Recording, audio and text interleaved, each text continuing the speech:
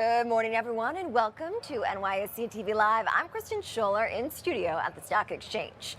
Well, as we begin the week with the S&P 500 coming off of its third straight week of gains and another record close on Friday, we are looking at a muted open this morning. Fueling, of course, the recent rally is an economy that is sticking with it and new money coming into stocks after the U.S. election. Well, this week, the big focus will be on inflation, as the Consumer Price Index report is expected to show the pace of price gains ticked up last month as hiring rebounded too. It will, of course, inform the Federal Reserve's decision on interest rates when the central bank meets for the final time this year next week. Well, after Friday's jobs report, traders are now pricing in an 87% chance of another quarter percentage point rate cut on December 18th. And with that, let's take a look at what's on tap in today's show. Our parent company, Intercontinental Exchange, or ICE for short, has released its latest mortgage monitor.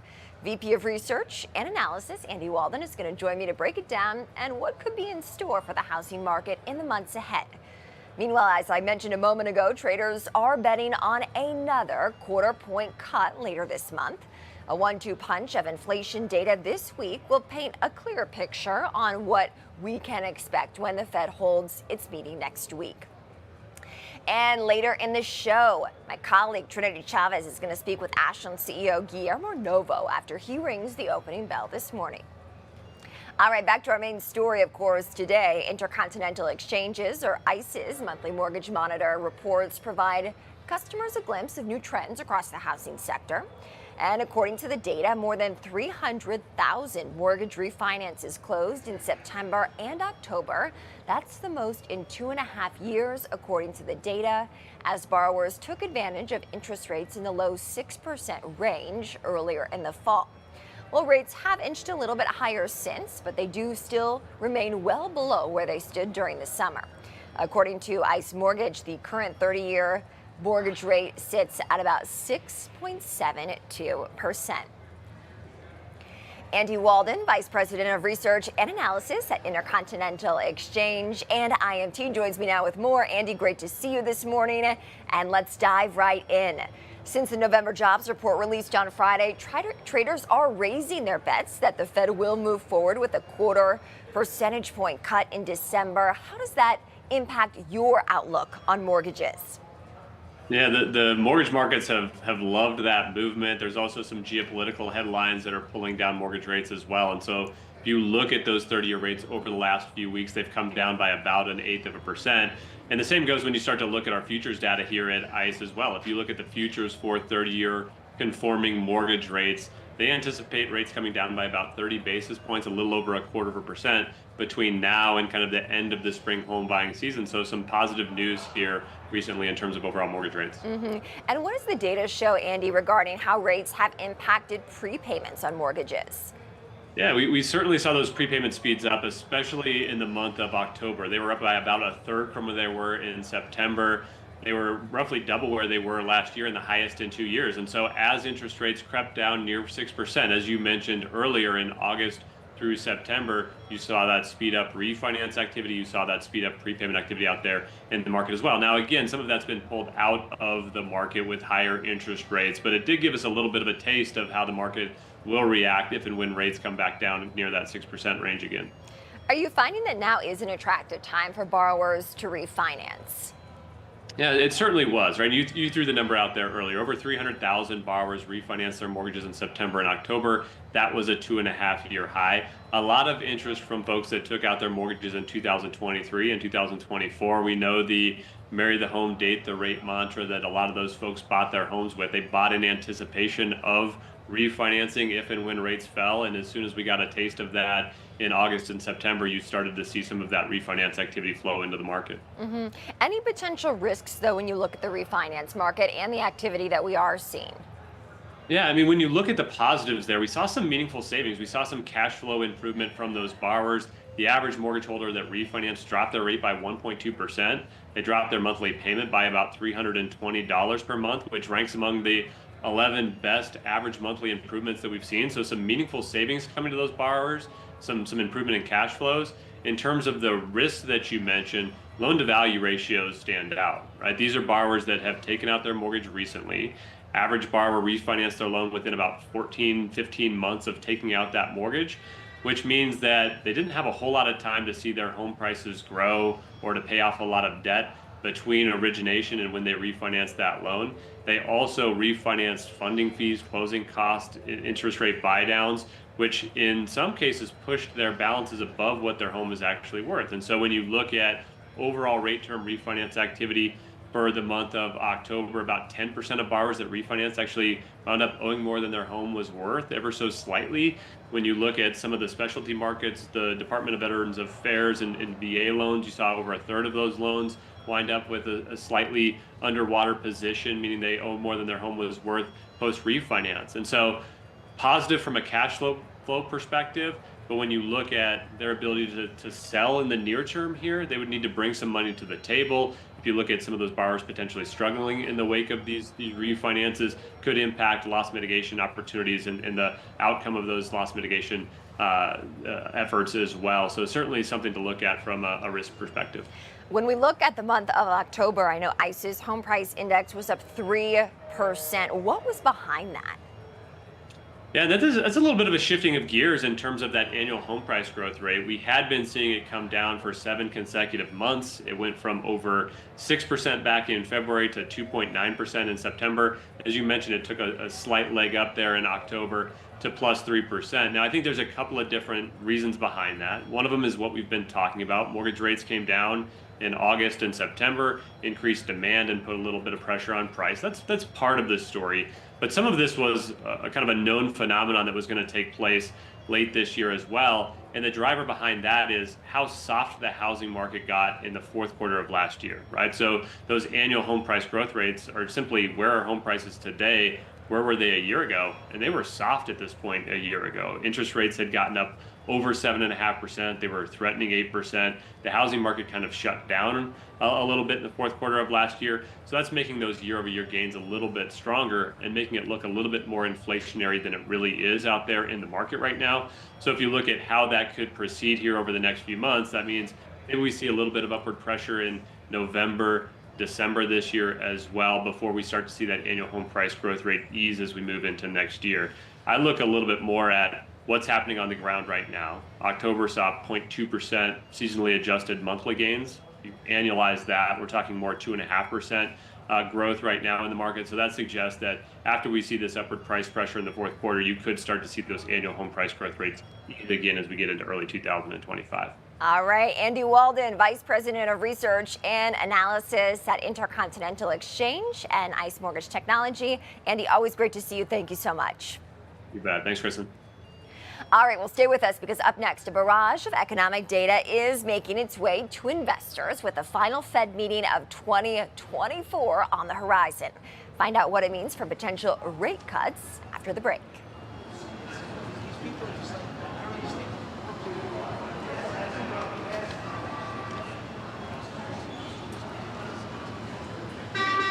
So now, Eric, this year, GIC is celebrating 40 years in the United States. What has this journey looked like for you? We are so proud to be celebrating our 40th year in the US.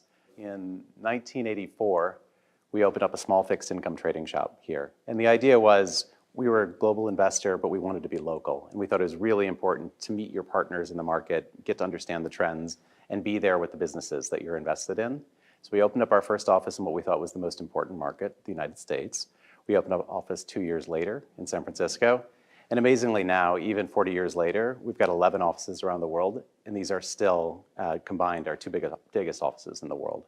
Along the way, we've also diversified what we do. So I mentioned we started with fixed income investing, but now all of our asset classes are invested here. So public markets like fixed income, public equities, our hedge funds business, but also our private markets, our private equity team, our infrastructure team, our real estate team. And the US has continued to grow in importance as a part of the portfolio. So it's now almost 40% of the overall exposure. Now, Eric, tell me, what opportunities are you seeing in today's market? Well, we always say prepare, don't predict. We do believe as investors and long-term investors that you want to be diversified. So if you look at our portfolio, it's globally diversified. It's also diversified across asset classes, but we do like to look for long secular themes. And so two that we are interested in are digitization So we've seen a long tailwind on technology, and in particular in the US, which has been a real market leader for the last 20 years. We believe AI is really revolutionary technology, and we're investing in that space in a series of ways. A second would also be decarbonization. We do think the planet is getting warmer, and so there will be significant capital invested against mitigating that. And so over the next decade or two, we do think this is a huge opportunity for firms like GIC that are really focused on investing in these long-term projects, providing long-term solutions. Welcome back to NYSE TV Live, everyone. I'm Kristen Schuller here in studio at the Stock Exchange. The S&P 500 hit a new record on Friday after the November jobs report made its way to investors before trading began. Now, according to the Bureau of Labor Statistics, the U.S. economy added 227,000 jobs last month. That was higher than what Dow Jones economists have projected by a few thousand. Meanwhile, as expected, the unemployment rate did tick higher to 4.2%. Well, joining me now with more is Mark Hamrick, Washington Bureau Chief and Senior Economic Analyst. Mark, always good to see you. And as we set up this week, what is on your radar after that jobs report on Friday? The main thing the Federal Reserve is going to want to see before they issue their announcement on December 18th, Kristen, is the duo of inflation reports. We have due up this week, and I think that even if we had some sort of negative surprise with that, a modest negative surprise, I think that FOMC officials are still likely to cut rates by 0.25% with that announcement in a couple of weeks. So, the economy, as Chairman Powell has said, is in reasonably good shape. There is too much restrictiveness associated with the Fed's benchmark rate. And not only will we get that announcement, but we'll have the summary of economic projections coming out next week as well. And that will give us a roadmap with respect to what the Fed might be doing over the next couple of years and in 2025. What is the data telling you, Mark, about the state of the jobs market and thus the state of the broader economy?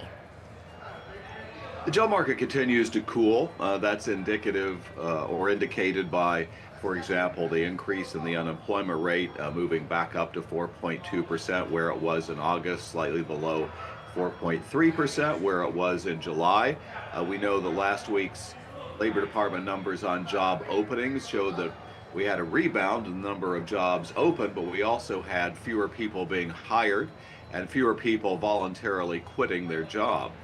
So I think that this is very much in the category of normalization of the job market after all the remarkable disruptive and in some ways negative things that happened during the pandemic with respect to the imbalance of labor supply. And that supply now is in better balance when you think about the fact that we have 1.1 jobs open for every job searching unemployed individual. Interesting. Now, inflation is expected to tick a little bit higher, Mark. How does that factor into the Fed's decision December 18th? They've known and have seen that this is a bit of a bumpy road, and there are some components within these inflation measures which have proven sticky, as we all know. The good news is the gasoline prices were down again in the month of November. We'll see what food prices look like. We think that we'll see a decline with airline fares, and maybe even owner's equivalent rent will show less upward inflation pressure. I think we continue to have some issues with respect to prices for new and used vehicles. As we think about the impacts of the two hurricanes and flooding, when you wipe out so many automobiles through these extreme weather events, there is going to be, of course, a need to replace those vehicles, and lend some support to the price of the vehicles as well. And it doesn't help the situation with respect to insurance claims either. So there are a lot of things going on structurally that are going to be almost resistant to interest rate levels. And climate events are one of them. A new administration, obviously, set to take the Oval Office come January, Mark, a red sweep in Washington. What does that mean for sectors of the economy that you anticipate might outperform in 2025? Obviously, it's a very ambitious agenda, Kristen. And so, as Chairman Powell has said, it's difficult to make confident predictions about the impacts of possible policy moves particularly when they haven't been implemented yet, much less the president taking the oath of office. But in terms of things I think that we'll be watching, I mean, he has said that he'll implement these removal of undocumented aliens in the United States essentially on day one. What that actually looks like remains to be seen, but we are concerned about what the impact on that would be or what the impact from that would be with the labor supply, and could actually even affect things like consumer spending and the performance of sectors that are reliant on that labor, including construction, leisure and hospitality, healthcare. In terms of the sectors that could benefit, I think primarily you're looking at U.S. manufacturing there, because I think that is the one area where implementation of tariffs can lend some help to select businesses that can ramp up in response to diminution in demand of products coming in from overseas. Where it gets stickier is if you're having imports from overseas, also obviously Mexico and Canada being diminished. There are many sectors where we just don't have current production capacity. And so I do worry about, for example, the impact that consumers experience if those tariffs are put in place, where consumers then once again have their main issue that they had identified during the presidential campaign as the chief economic irritant, inflation, inflamed once again. So yeah, I think I'd put manufacturing at the top of that list. I know people are hopeful about things like the housing market. We'll see how that goes. I think that's a much more tough nut to crack because of all the complicated things that are going into low housing supply, elevated mortgage rates still, 6.84% last week on the 30-year fixed. The fact that a good number of incumbent homeowners just simply aren't prepared to move out of their homes, and so you have inadequate supply or inventory of homes available for sale. Mark Hamrick, always great to see you. Thank you so much for joining amid a busy week here. Mark is the Washington Bureau Chief and Senior Economic Analyst at Bankrate. Thank you. All right, well, stay with us because up next, NFL offensive lineman Calvin Beachum is making plays both on and off the field. He's going to join us to discuss his latest investment strategies and charitable initiatives. Up next.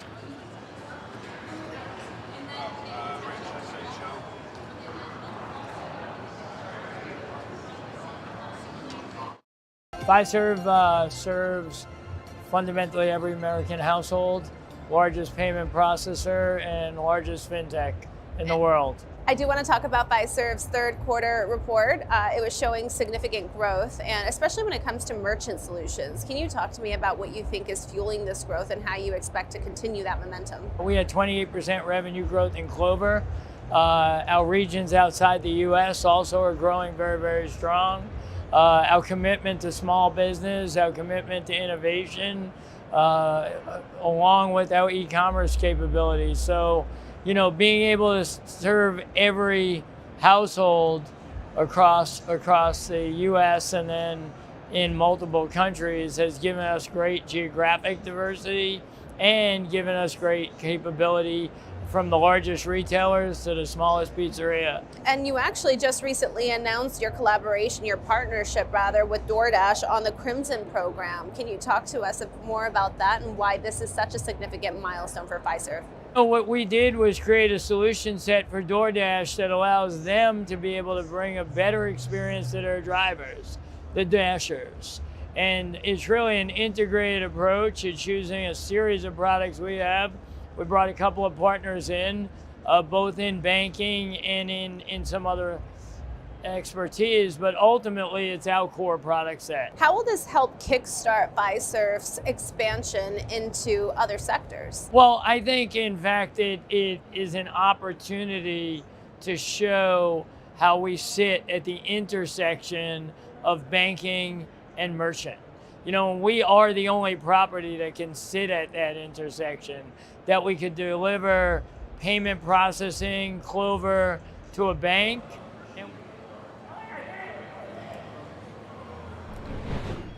Welcome back to NYSE TV Live, everyone. I'm Kristen Scholler here in studio. One NFL player is making a major impact in multiple ways off the field. I want to bring in my colleague Trinity Chavez with more. Trinity, good morning. Hey, Kristen, good morning. And that's right, Arizona Cardinals offensive tackle Kelvin Beachum is joining more than just pancaking opposing pass rushers this season. Beachum has been working with charities investing in tech and delivering speeches in corporations. Now, Kelvin is joining us now. Kelvin Beachum, good morning. Good morning. Thanks so much for having me. It's great to have you on the show. Now, you participated in the NFL's My Cause, My Cleats campaign just this month. Can you tell us a little bit more about the cleats that you chose to wear and why this cause was so important to you? So this year, I chose to wear cleats that were created by the Mesa Creative Arts Agency, a local agency here in town, arts agency here in town. Chose to support World Vision. I've been working with them for a number of years, providing access to clean water globally. Actually went to Lusaka, Zambia a couple of years ago. So a huge issue around the world when you talk about access to clean water, and something that I'm deeply passionate about. But what inspired you? I know that you said that you're deeply inspired to do this work, but what inspired you to begin with to really give back through charitable work, and how did you decide which causes that you wanted to support? You know, the thing is, I've done a lot of work here domestically around access to just hunger, just food insecurity. Have worked the world, feeding America here in town and here in the country. But the thing is, when you talk about things globally, you don't get to talk about hunger if you can't talk about access to clean water. So when you think about some of the basic human rights, just realize that that was something that I can really lean into, especially on the global front. But considering the things that I'm doing here domestically with, food insecurity, just realized that that was a much different type of conversation that needed to be had on a global front. And it's something I've been working at for a couple of years now. And what drew you to the tech industry? For one, is continuing to be innovative, is continuing to grow. I mean, I know you're right there on the New York Stock Exchange right now. But for me, this is where global wealth and this is where capital markets are really continuing to be something that many athletes don't know about. But something that I feel is a place that I want to be for the rest of my career, not only while I'm playing, but once I transition from the game. But Kelvin, how do you decide what startups that you want to work with? Do you have a certain criteria that you follow? Yeah. The thing is, at the end of the day, is who do I want to spend the next 10 to 20 years with? These startups, are sometimes 7-year bets, 12-year bets, 15-year bets. I mean, if you look at, some of the companies that are locked up in the private market right now that are getting ready to head in the IPO, they've been private for 10 years. So at the end of the day, it's what type of relationship do I want to have with these founders as they're building their companies, starting pre-seed, seed sometimes. And you think about, like I said, those that are locked up right now, pre-IPO, they've been private for a long time. So, it really depends on the relationship, first and foremost, that you have with these founders. But, being an NFL player is hugely demanding while also making time for your philanthropy work, investments, and speaking engagement. How do you balance it all? The thing is, I think we all should be asking Elon Musk and Sam Altman that same question. The thing is, everybody has 24 hours in the day, and it all depends on how you use it. The NFL is demanding. Yes, it requires a lot of time. Yes, being a dad requires time. These types of engagements, they do require time, but it's about integration. How do you find ways to integrate all these things together? And I think there are many different modes and many different people across different markets and different categories and different sectors that have found ways to integrate both the family life and what they're doing professionally into their daily lives, which makes them extremely successful and extremely elite at what they do. Now, when you're delivering speeches to corporations, other entrepreneurs, or even people who are just trying to start off in the NFL league, right? What are some of the key lessons or themes that you really aim to convey? I always go back to the process. Right now we're in the thick of a playoff hunt, and the conversations that we continue to have, it's all about the process. What is the process that you're working on? What is the process that you're putting together? And sometimes it's the mundane. Are you falling in love with the mundane? And that's something that I talk about a lot, because at the end of the day, it's the fundamentals that you have to continue to lean on, whether it's financial markets, whether it's capital markets, whether it's the private markets, the alts, whether it's philanthropy, whether it's being a football player, whether it's being a dad, it's the fundamentals. And if you're willing to consistently be entrenched and engaged in the details of those fundamentals, that process orientation will continue to be what carries you, through the ebbs and flows of life. A lot of important takeaways right there. Thank you again, Arizona Cardinals offensive lineman Kelvin Beachum. Now, NYSE listed company Ashland is ringing the opening bell this morning to celebrate a significant milestone. So stay tuned for those details.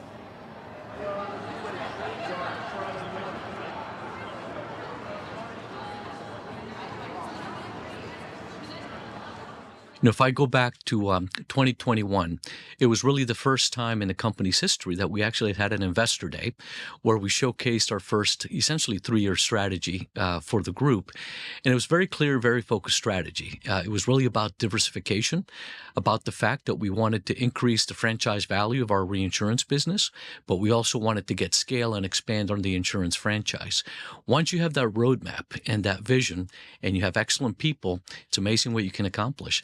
And I look at where we are now, 5 years later, basically. The company has more than doubled in size. Our stock has gone up over 60% over that period of time, better than the S&P. Our book value per share, which is a critical measure in insurance, is also up over 60%. And we have improved pretty much every facet of the company, from underwriting discipline to operating discipline. But one of the most important things we have done is we have created a culture of inclusion and collaboration. That's frankly what allows us to accomplish what I just discussed. One of the great things about insurance is that we have jobs for everybody, regardless of where you come from. But no, I did not think that insurance was going to be where I ended up. Mm-hmm. I had gone to the Johns Hopkins School of Advanced International Studies for my master's. I have a master's in international economics. I speak 3 languages, and I had a lot of experience in Latin America.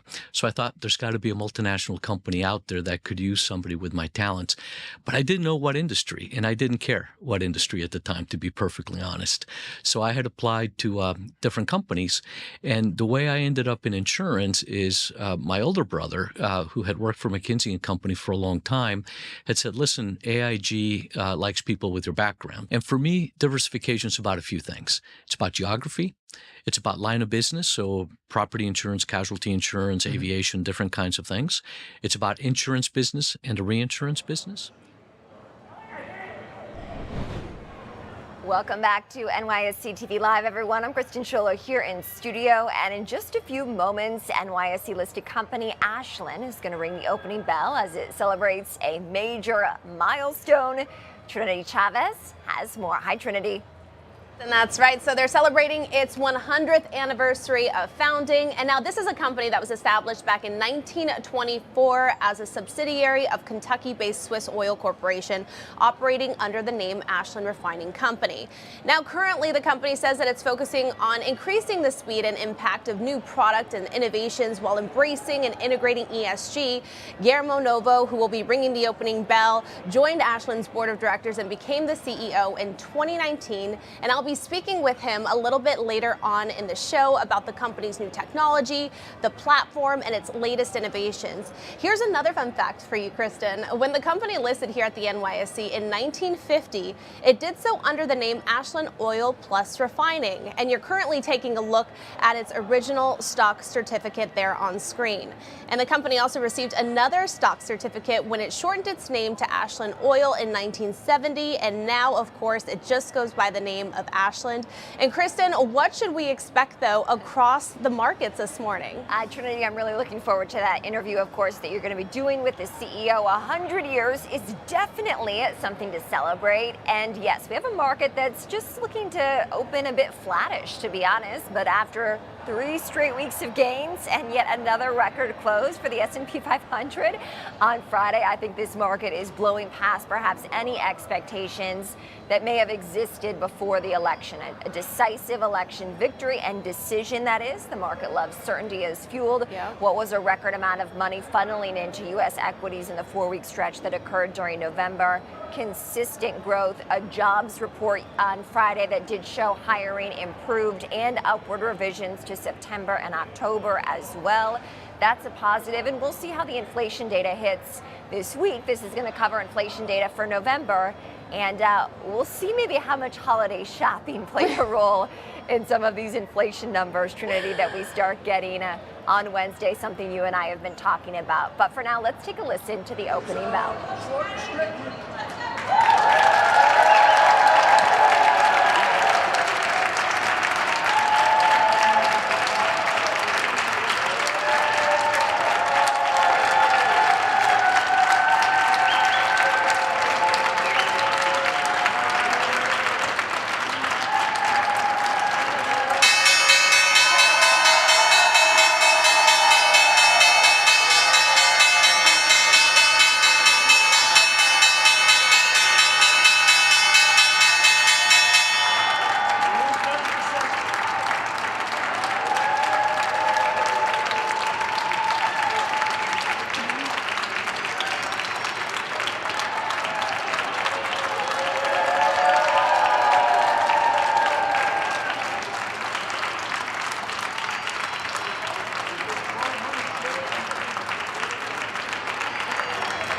All right, that is Ashland celebrating the opening bell. Its CEO in the middle there ringing the opening bell is going to join Trinity Chavez a little bit later in the show. But we are now officially off to the races. The stock market open for what is set to be a busy week. Stocks right near record highs, just kind of taking a breather and a little bit mixed this morning after what has been a record run.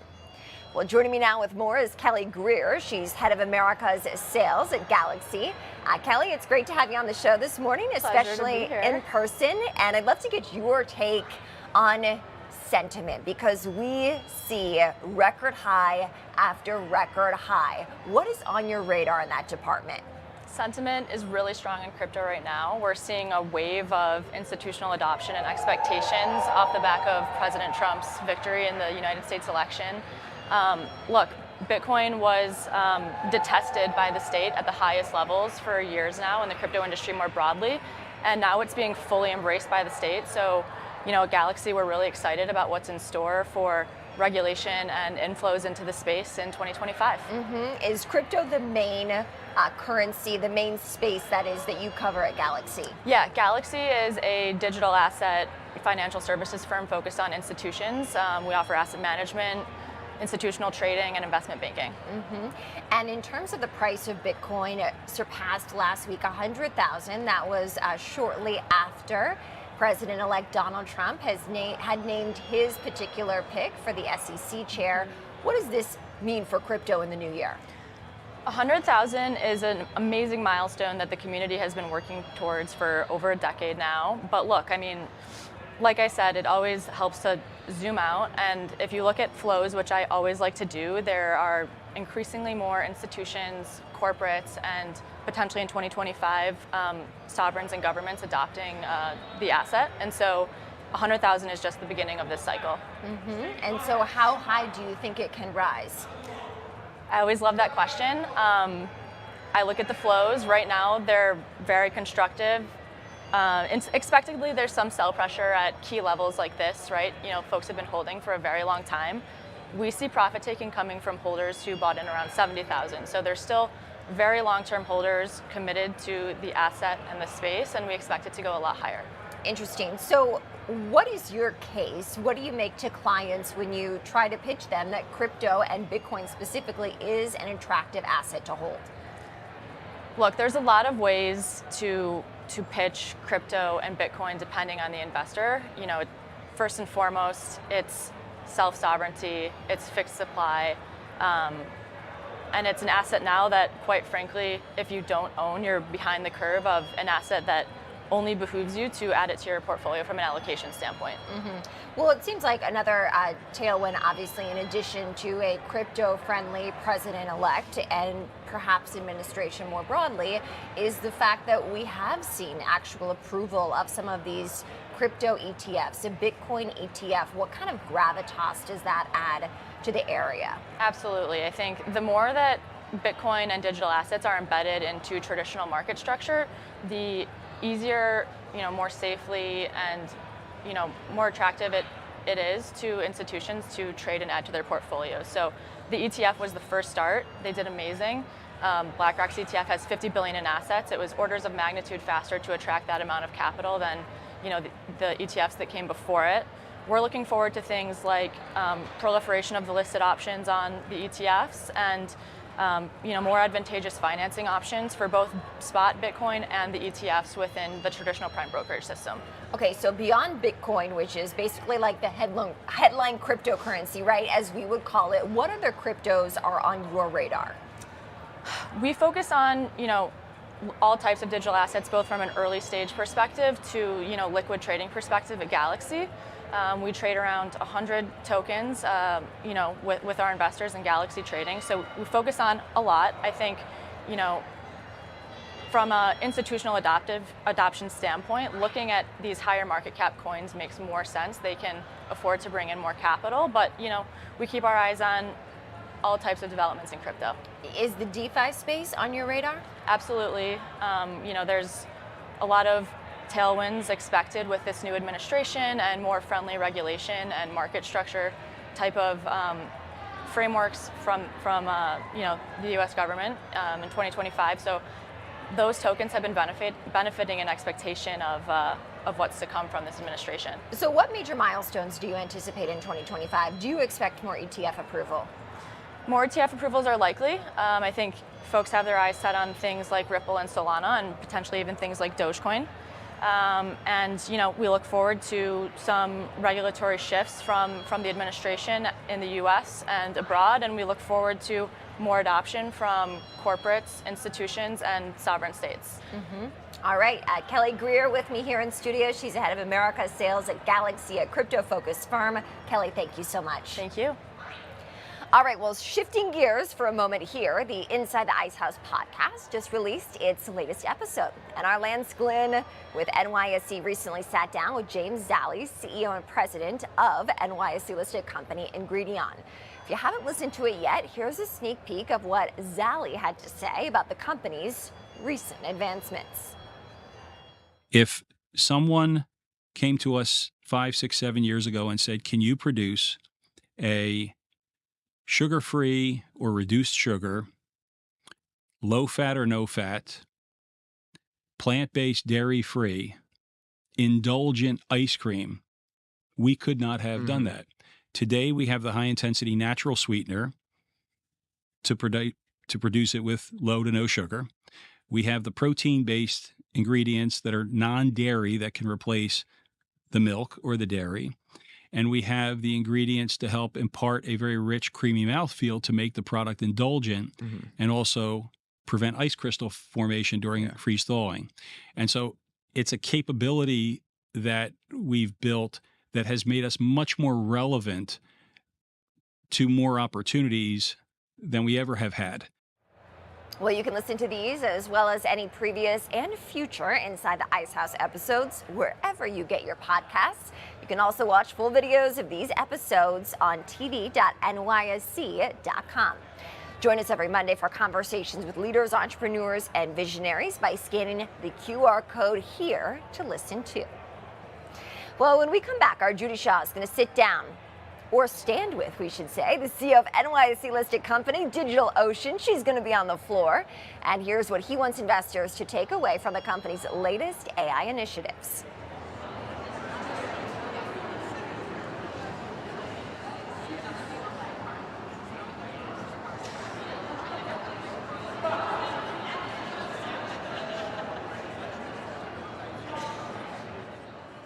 You're here at the New York Stock Exchange for our annual Space Summit. This is your first year attending. Talk to me about why it was important for you to attend. For decades, space was not really talked about, and particularly in the world of investing and early stage investing, it was not a smart investment to make. It was not, viewed as salient or viable given the long time horizons, the capital intensity, and that is all changing. So all of the work that the industry has been doing behind those closed doors, behind the curtain, is now coming to fruition. And so the best time to make these investments, especially in early stage, is just before something is about to happen and having that timing exactly right. And so that timing is now. Talk to me about, from your standpoint, the criteria in which you consider before deciding who you want to invest in. The fact of the matter is 776 is a generalist firm. And so this is not our deep area of expertise. We are an inch deep, a mile wide across different sectors, which is a beautiful position to be in, to really understand how all of these economies fit together. And for me, the interesting thing about space is that they're actually creating their own new economy. And so the in-space economy for me is wildly fascinating. And the opportunity, from an investment perspective is massive. And the opportunity and the capabilities that this is going to breed for us here on Earth, for humanity, the human side of this is absolutely fascinating for me. And so we typically make one moonshot investment per fund. And so we're relatively new to the space as investors, to the sector, I should say. Yeah, the sector of space, yes. and so I'm really here to learn. I'm here to understand what people are talking about, where the industry movers and shakers are. But the deeper I get into this, the more and more obsessed I've become. And where would you say the different areas in space are you targeting right now? There's a lot of... Welcome back to NYSE TV Live, everyone. I'm Kristen Scholler here in studio. NYSE-listed cloud service provider DigitalOcean, like many companies in the tech sector, has its sights set on artificial intelligence. Our Judy Shaw is with the company's chief executive now. Judy, good morning. Good morning, Kristen, and that's right. I'm here on the trading floor with Patty Srinivasan. He is the CEO at DigitalOcean. Patty, it's fantastic to have you here today. Thank you for joining me. Thank you, Judy. It's great privilege to be here on the floor and absorb all the energy of the live action here. Now, Patty, I want to talk about the challenges companies face in the public cloud, and tell me how DigitalOcean is addressing them. Yeah, so as you know, cloud computing has become a public utility now. A utility along the lines of your local energy provider or your water supplier. Cloud computing has become the utility service upon which the digital economy runs right now. But unfortunately, cloud has become super complex and very expensive. And that's the mission that DigitalOcean was founded right here in the city to solve, to help simplify the cloud for companies of all sizes. So we've been public here, listed in the stock exchange for 4 years now, and we've had a great successful run over the last several years. We are over $800 million of revenue on an annual basis, and riding on the shoulders of 640,000 paying customers. And you might think, okay, why do these customers trust a company like DigitalOcean? They trust us because we have made cloud simple, scalable, and approachable. And as I like to say, we are large enough to scale with the growing needs of our customers, but we are still small enough to really care about their success. Now, Patty, talk about the role that cloud providers play in an AI-dominated world. Yeah, so cloud is the infrastructure that AI is both built and run on. So let's think about this using an analogy of a car. If AI is the engine, because AI now can start thinking, it can reason, it can even make decisions on its own, cloud is like the rest of the car, like the chassis or the drivetrain or the suspension. And cloud provides essential services like compute, storage, databases, networking, and other things that enable businesses of all sizes to consume AI to deliver business benefits like improve productivity or deliver new innovation on behalf of their customers. That's what cloud does. It is the essential infrastructure that AI is both built and run on. And how are average businesses using AI, and what challenges do SMBs face in staying competitive? Yeah, it's a great question. So as I explained, cloud has become very complex and expensive. Guess what is even more complex and substantially more expensive? AI. Unfortunately, AI has become mostly for the rich and the famous. And if you think about SMBs, they don't have the breadth of subject matter expertise to swallow all the complexities of AI. Neither do they have the deep pockets required to procure all this crazy infrastructure like GPUs and other things. And if you think about SMBs, most of them are not building AI. They want to consume AI to deliver business benefits. So that's where at DigitalOcean, we've been really focused on simplifying AI for businesses of all size, making it super scalable and affordable by offering things like on-demand, pay-as-you-go, fractional access to GPUs, and making it super approachable so that companies of all size can actually incrementally adopt AI as they go. So that's our play in AI.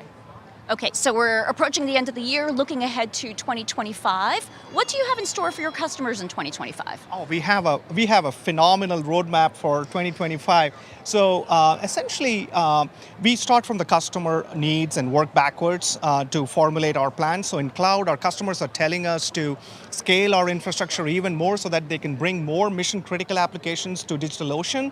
And in AI, it's still early days, Judy, so we are still focused on simplifying AI so that it is accessible to companies of all sizes. And we're going to be sharing a lot more about this at our customer conference. So if you're listening, please join us on January 22nd in Austin, Texas, at our Deploy 25 conference, where we are going to share a lot more about this. But whatever we do, we are going to stay true to our mission of simplifying cloud and AI so that businesses can deliver value and innovation. All right. Well, Patty, wonderful to talk with you. Thanks for joining me here today on the Trading. Thanks for having me. Kristen, back to you. Judy, thank you so much. Fascinating conversation there. Of course, we cover AI so much here at the NYSE. And we are going to talk more technology up next. Stay with us because Trinity Chavez will be speaking with today's bell ringer, Ashland's CEO, Guillermo Novo, about his firm's latest move in the tech space. Stay with us.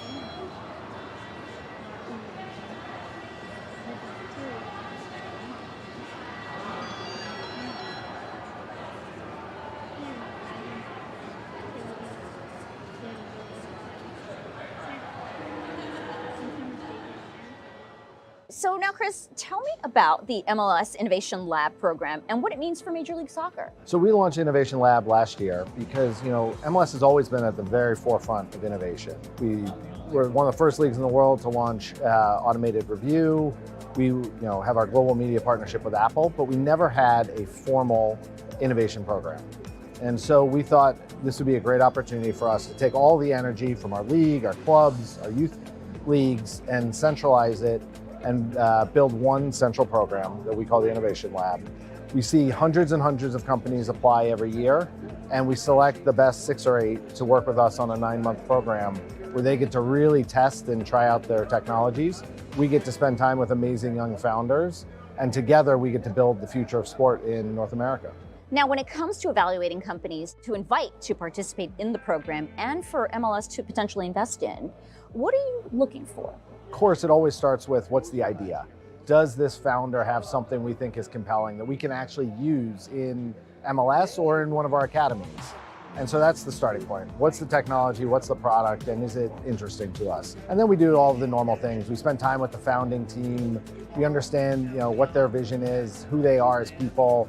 Finances of the company, of course, matter. And then we evaluate all of that, and we go through a deep screening process, lots of cuts, and then come up with the final couple companies. And tell me, what have been the biggest learnings so far from the MLS Innovation Lab? And personally, what have you enjoyed the most? So the best is spending time with founders. I mean, you get to do it every day. The energy that startup founders bring is just incredible. Their ingenuity, their drive, their passion. I would highly recommend for any CEO, any executive, to go get out of your office and go spend time in the startup world and bring some of that energy back to your company. Welcome back to NYSE TV Live, everyone. I'm Kristen Scholler here in studio, and we are officially open for trade just about 17 minutes into the trading session this week. All eyes really will be on that inflation report that we get for consumer prices on Wednesday. Comes after what had shown rebound in the jobs market on Friday with that non-farm payrolls report. But this inflation report is important because it will inform the Fed's next and final decision this year on December 18th on the path forward for interest rates, which impacts the cost to borrow money, your credit card rates, and your mortgage rates. Earlier this morning, NYSE-listed company Ashland, as you see behind me, rang the opening bell to celebrate its 100th year of founding. Trinity Chavez has more. Hi, Trinity. Hey, Kristen, that's right. So Ashland Incorporated is celebrating 100 years, as you said, of innovation and success, evolving from its roots to a leader in specialty materials. Now, here to discuss the milestone and what's ahead is Guillermo Novo. He is the chair and CEO of Ashland. Guillermo, congratulations on 100 years. You're so much. Fresh off of the Bell podium, and now you're here on the trading floor. What do you think has been the key to achieve Ashland's longevity and such success? No, this is a company with a huge history. As you can imagine, 100 years, not that many companies get to live that long. So I think you got to credit to the people. I mean, this is a company that's transitioned from being an oil company to a diversified chemical company to now really a specialty materials company. So it's been just a journey of change. And it's really exciting for us because we're entering a new phase of our journey. And I brought here all of our new team. We got some people here that have been 37 years. So a big part of the 100 years, and others that have just joined a year ago. So it's really been an exciting day for us. And Guillermo, you joined right before COVID, and during challenging times, and how you navigated through the complexities of our ever-changing landscape at that time. Talk to me about how you accomplished achieving the goals that you did, and how you overcame those hurdles. Oh, it's been an interesting time if you can look at over the last few years. I think the biggest issue is we were focused on the things that we could control. I think the whole issue in all these uncertain times has been build resilience and agility to respond to things, but have a clear strategy of where you're going. And we were able to execute our strategy of changing the company, really investing in innovation. The biggest transformation that we've made is huge investments in innovation. Tomorrow we're doing an investor day, for example. We're really talking about the future. We're going to celebrate the past, but really look at the future, where we're going. So for us, it was really that part of focusing on what we can control. And I'm happy with the team now that they've come in. We've radically changed the business profile, our portfolio of companies, of businesses, but also this innovation and the people. I hired a lot of people that are really going to transform the company in the future. Now, Ashland's motto is always evolving. Talk to me about how you remain innovative and ahead of the curve in an ever-changing business landscape and market structure. I think it's about, innovation is about curiosity. You have to really question, what can we do differently? What is in the future? Not be afraid of change, embrace the change.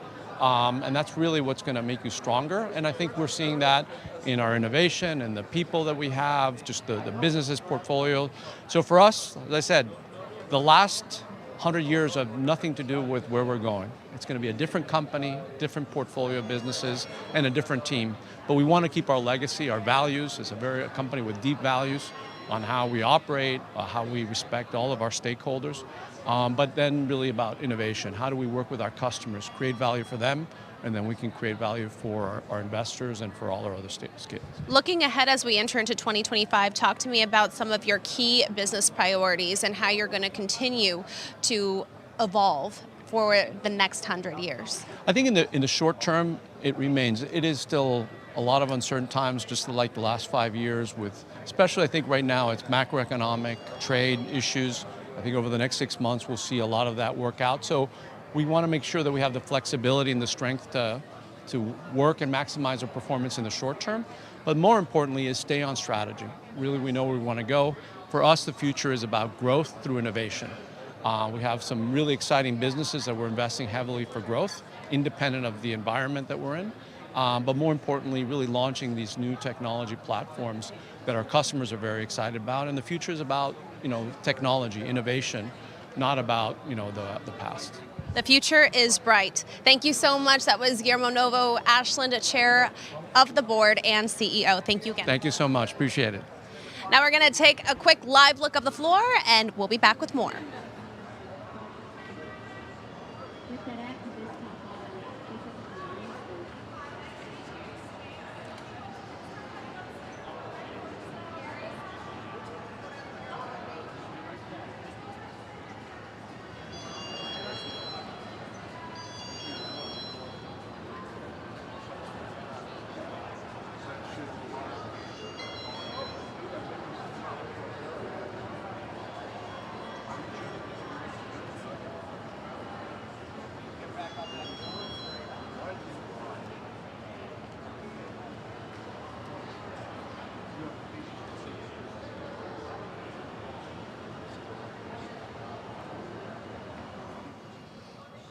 NYSE listed company Darlington Ingredients is on a mission to turn edible byproducts and food waste into sustainable products. Joining me now to talk more about this is Sue Ann Guthrie. She is the Senior Vice President of Investor Relations, Sustainability, and Global Communications at Darling Ingredients. Good morning, Sue. Good morning. Thanks for having me here. It's great to have you. Now, sustainability is a key focus for you, your mission, and especially from where you sit. So talk to me more about this key initiative. What prompted such a focus? Absolutely. So Darling in itself is probably one of the most circular and green companies out there. Essentially, our mission and our purpose is to ensure that every end has a new beginning. And what we do is we take discards from the animal agriculture and food waste industries, and we create hundreds of new ingredients from our 260 factories across the world. And those things go back into feeding livestock, feeding pets, feeding people in terms of gelatin and collagen, but also now we are one of the largest renewable diesel and sustainable aviation fuels producers, making that from animal fats and used cooking oil. Oh my, so tell me about how this concept was created. How did you go from using sustainable ingredients to creating, jet fuel in a sense? So in the past, Darling Ingredients, our stock really followed corn prices. And my CEO at the time was looking for a way to decouple us from corn prices because all animal fat had a use for in the world was basically added calories to fatten up an animal for slaughter. So he found an opportunity, a piece of technology that was able to take a waste fat, animal fat and used cooking oil, and create a true hydrocarbon out of that lowers greenhouse gas emissions by up to 80%. What would you say are some of the most impressive or key innovations that you've created that you're most proud of? Well, absolutely, sustainable aviation fuel is number one. We just shipped our first load of sustainable aviation fuel that'll be going to a market here in the United States. So, amazing opportunity to help decarbonize the aviation sector, because today there is no other decarbonization option. The other very fascinating thing that we do, we have a team of about 12 PhD scientists working in our R&D space. And what we've done through gelatin and collagen is be able, through a proprietary enzymatic process, separate amino acid chains, and those amino acid chains have known health benefits. And so the first product that we launched a couple of weeks ago actually is a natural collagen product that helps slow the absorption of glucose into your bloodstream. What would you say is next for Darling Ingredients, especially as you finish off 2024, going into 2025? How are you going to continue to innovate in the sustainability space? So for one, sustainable aviation fuel, that is going to continue to grow within our space. And then we are already working on research and development on that activated peptide to be able to attack other health concerns like skin health, gut health, memory retention. Wow, amazing. A lot to look out for. Thank you so much. It's Sue Ann Guthrie. She is a Senior Vice President and Investor Relations of Sustainability and Global Communications at Darling Ingredients. Thank you again. Thank you. Now, I do want to bring back my colleague, Kristen Scholler, back in as we wrap up this show. Kristen, I mean, it's been an action-packed show so far. Absolutely, Trinity. Kicking off a busy holiday season, of course, and a Monday morning with a bang. I loved your interview there. Really a lot to cover, honestly, in this dynamic situation between technology, sustainability. We've been covering cryptocurrency and the market at record highs. That's right, Kristen. And I have to say, my interview with Sue Ann, I was hugely impressed by hearing about all the initiatives they're doing in the sustainability space. Sustainability is one of our major focuses here at the NYSE, and it's always great to speak with other industry leaders and entrepreneurs to hear about their innovation ideas. But I think this just about wraps us up, Kristen. That's exactly right. For Trinity Chavez, Kristen Scholler here at the New York Stock Exchange. Thanks for watching.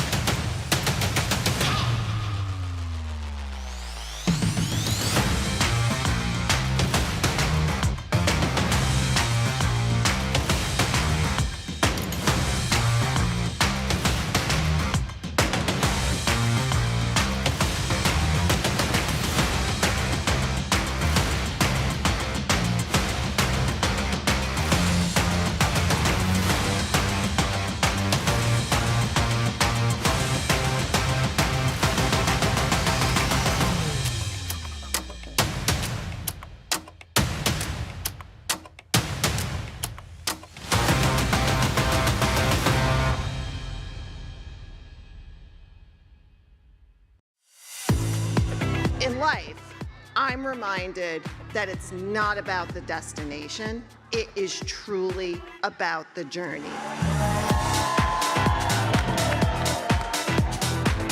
My pleasure to greet you today from the center of the U.S. capital markets here at the New York Stock Exchange. I want to just take a minute and not just talk to the people that are in the room, but I want to speak to the rest of the team around the globe. These are people that made this happen, and I know that there is no way we would be here if it wasn't for you. Everyone at Flutter is proud to join such a distinguished list of companies on this great stock exchange. Not many people get to do something big in this world, and we get to do something truly special. This is such a wonderful place to both look back and look forward. Look how far we have come. I'm so optimistic about what lies ahead. It has been a privilege to be with you.